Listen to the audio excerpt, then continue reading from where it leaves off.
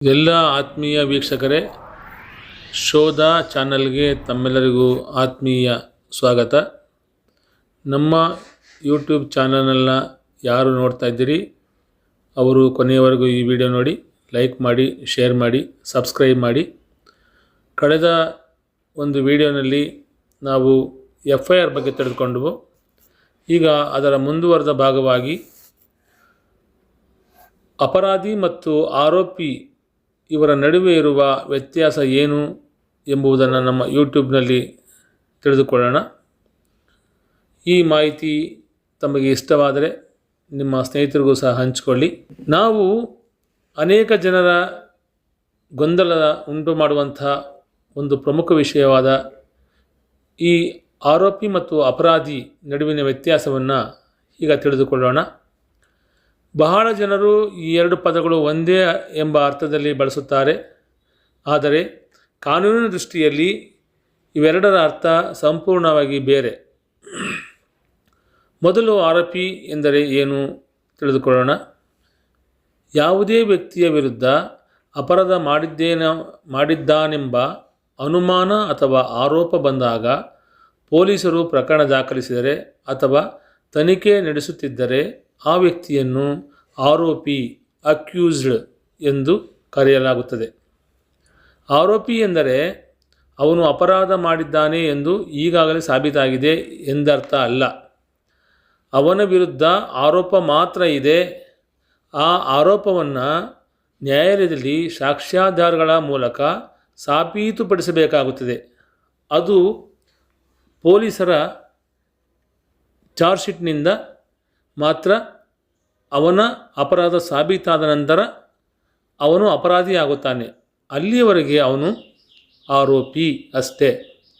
ಒಬ್ಬ ವ್ಯಕ್ತಿಯ ವಿರುದ್ಧ ಆರೋಪವನ್ನು ನ್ಯಾಯಾಲಯದಲ್ಲಿ ಸಾಕ್ಷ್ಯಾಧಾರಗಳ ಮೂಲಕ ಸಾಬೀತುಪಡಿಸಿದ ನಂತರ ನ್ಯಾಯಾಧೀಶರು ಅವನ ಅಪರಾಧ ಮಾಡಿದ್ದಾನೆ ಎಂದು ತೀರ್ಪು ನೀಡಿದರೆ ಆ ವ್ಯಕ್ತಿಯನ್ನು ಅಪರಾಧಿ ಕನ್ವಿಕ್ಟ್ ಎಂದು ಕರೆಯಬಹುದು.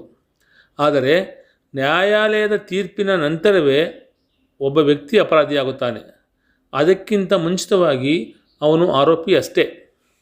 ಒಂದು ಸರಳ ಉದಾಹರಣೆಯನ್ನು ನಿಮಗೆ ನೀಡಬೇಕು ಅಂತಂದರೆ, ಒಂದು ಕಳ್ಳತನ ನಡೆದಿದೆ ಎಂದು ಊಹಿಸಿ ಪೊಲೀಸರು ಅನುಮಾನದ ಆಧಾರದ ಮೇಲೆ ಒಬ್ಬ ವ್ಯಕ್ತಿಯನ್ನು ಬಂಧಿಸಿ ಆ ವ್ಯಕ್ತಿ ಆರೋಪಿ ಅಷ್ಟೇ. ನಂತರ ನ್ಯಾಯಾಲಯದಲ್ಲಿ ಸಾಕ್ಷ್ಯಗಳು, ದಾಖಲೆಗಳು, CCTV ದೃಶ್ಯಗಳು, ಇತರೆ ಪುರಾವೆಗಳ ಆಧಾರದ ಮೇಲೆ ಅವನೇ ಕಳ್ಳತನ ಮಾಡಿದ್ದಾನೆ ಎಂದು ಸಾಬೀತಾದಾಗ ಮಾತ್ರ ಅವನು ಅಪರಾಧಿ ಆಗುತ್ತಾನೆ. ಆದರೆ ಸಾಕ್ಷ್ಯಗಳು ಸಿಗದಿದ್ದರೆ ಅಥವಾ ಆರೋಪ ಸಾಬೀತಾಗದಿದ್ದರೆ ನ್ಯಾಯಾಲಯದಲ್ಲಿ ಅವನನ್ನು ನಿರ್ದೋಷಿ ಎಂದು ಬಿಡುಗಡೆ ಮಾಡುತ್ತದೆ. ಆಗ ಅವನನ್ನು ಅಪರಾಧಿ ಅಥವಾ ಆರೋಪಿ ಎಂದು ಕರೆಯಲು ಸಾಧ್ಯವಿಲ್ಲ. ಆರೋಪವನ್ನು ಎದುರಿಸುತ್ತಿರುವ ವ್ಯಕ್ತಿ ಆರೋಪಿಯಾಗುತ್ತಾನೆ. ನ್ಯಾಯಾಲಯದಿಂದ ಅಪರಾಧ ಸಾಬೀತಾದ ವ್ಯಕ್ತಿ ಅಪರಾಧಿ ಆಗುತ್ತಾನೆ. ಈ ಎರಡು ಪದಕ್ಕೆ ಸ್ಪಷ್ಟವಾಗಿ ನಿಮಗೆ ಗೊತ್ತಿರಲಿ. ಆರೋಪ ಎದುರಿಸುತ್ತಿರುವ ವ್ಯಕ್ತಿ ಆರೋಪಿಯಾಗುತ್ತಾನೆ. ನ್ಯಾಯಾಲಯದಿಂದ ಅಪರಾಧ ಸಾಬೀತಾದ ವ್ಯಕ್ತಿ ಅಪರಾಧಿಯಾಗುತ್ತಾನೆ. ಪ್ರತಿಯೊಬ್ಬ ಆರೋಪಿಯೂ ಅಪರಾಧಿ ಆಗುವುದಿಲ್ಲ. ಪ್ರತಿಯೊಬ್ಬ ಅಪರಾಧಿಯು ಒಂದು ಹಂತದಲ್ಲಿ ಆರೋಪಿಯಾಗಿರುತ್ತಾನೆ. ಅವನು ಆರೋಪಿಯಾಗಿದ್ದಾಗ ಮಾತ್ರ ಅವನ ಆರೋಪವನ್ನು ನಾವು ಸಾಬೀತು ಮಾಡಿದಾಗ ಅವನು ಅಪರಾಧಿ ಆಗುತ್ತಾನೆ. ಭಾರತದ ಕಾನೂನಿನ ಒಂದು ಮೂಲ ತತ್ವವೇನೆಂದರೆ, ನ್ಯಾಯಾಲಯದಲ್ಲಿ ಅಪರಾಧ ಸಾಬೀತಾಗುವವರೆಗೂ ಪ್ರತಿಯೊಬ್ಬ ಆರೋಪಿಯನ್ನು ನಿರ್ದೋಷಿ ಎಂದು ಪರಿಗಣಿಸಲಾಗುತ್ತದೆ. ಇದನ್ನು ಗಮನದಲ್ಲಿಟ್ಕೋಬೇಕು. ನ್ಯಾಯಾಲಯದಲ್ಲಿ ಒಬ್ಬ ವ್ಯಕ್ತಿ ಅಪರಾಧ ಸಾಬೀತಾಗುವವರೆಗೂ ಪ್ರತಿಯೊಬ್ಬ ಆರೋಪಿಯನ್ನು ನಿರ್ದೋಷಿ ಎಂದು ಪರಿಗಣಿಸಲಾಗುತ್ತದೆ. ಆದ್ದರಿಂದ ಯಾವುದೇ ವ್ಯಕ್ತಿಯ ವಿರುದ್ಧ ಪ್ರಕರಣಗಳು ದಾಖಲಾಗಿದೆ ಎಂಬ ಕಾರಣಕ್ಕೆ ಅವನು ಅಪರಾಧಿ ಎಂದು ಕರೆಯುವುದು ಕಾನೂನು ದೃಷ್ಟಿಯಿಂದ ಸರಿಯಲ್ಲ.